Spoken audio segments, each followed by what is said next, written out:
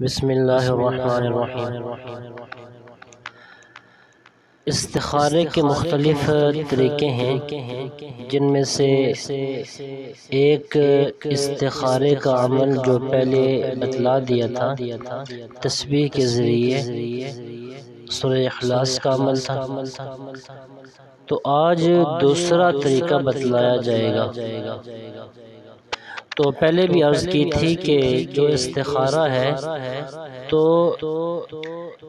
استخارہ ہر بندہ خود کرے، دوسرے کے کیے ہوئے استخارے پر 100% یا 100% جو ہے وہ رزلٹ جو ہے وہ اس استخارے کے مطابق نہیں آتا، تو بہتر ہے کہ بندہ خود جو ہے استخارہ کرے۔ تو آج جو استخارے کا دوسرا طریقہ ہے وہ یہ ہے کہ آپ نے وضو کر کے 2 رکعت نماز نفل کی نیت سے مصلی پہ کھڑے ہو جانا ہے۔ 2 رکعت نماز نفل، اور جو بھی آپ کی حاجت ہے اس کو ذہن میں رکھیں۔ کہیں سے رشتہ وغیرہ کرنا ہے تو اس کو ذہن میں رکھیں، کوئی کاروبار شروع کرنا ہے تو اس کو ذہن میں رکھیں، کوئی جاب کرنی ہے، کہیں جانا ہے، بچوں کے بارے میں استخارہ کرنا ہے، یعنی کوئی بھی استخارہ جو جس کی شریعت میں اجازت ہے جائز کام کے لیے، تو آپ وہ استخارہ کر سکتے ہیں۔ تو آپ نے 2 رکعت نماز نفل کی نیت کر لینی ہے، اور جو کام آپ نے کرنا ہے اس کے بارے میں آپ نے ذہن میں رکھ لینا ہے۔ تو اس کے بعد آپ مصلی پہ کھڑے ہو جائیں اور اللہ اکبر پڑھ کے سبحانک اللہم و بحمدک پڑھیں، اور اس کے بعد آپ سورہ فاتحہ پڑھیں۔ تو سورہ فاتحہ میں جب آپ اہدنا الصراط المستقیم پہ پہنچیں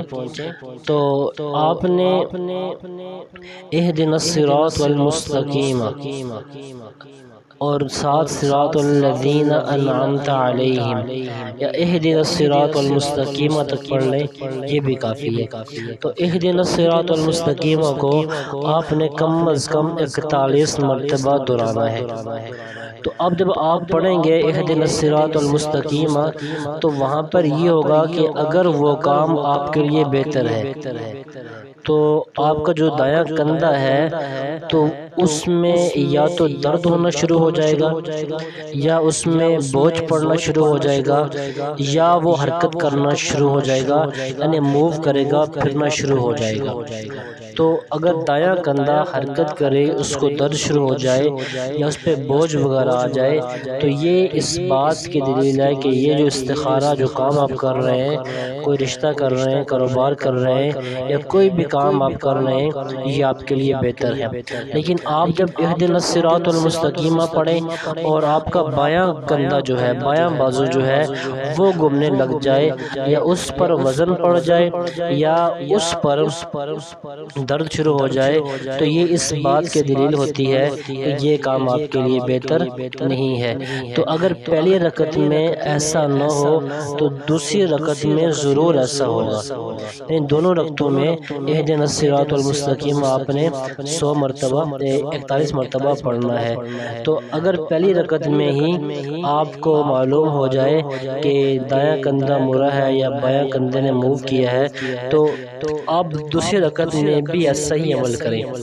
یعنی 2 رکعت نفل آپ نے اسی طریقے سے مکمل کرنی ہے۔ تو انشاءاللہ اس طرح کا جو استخارہ ہوتا ہے، جو اس کے جو نتائج ہوتے ہیں وہ 100% ہوتے ہیں۔ تو اللہ تعالیٰ جو ہے ہمیں قرآنی اعمال کرنے کی توفیق عطا فرمائے۔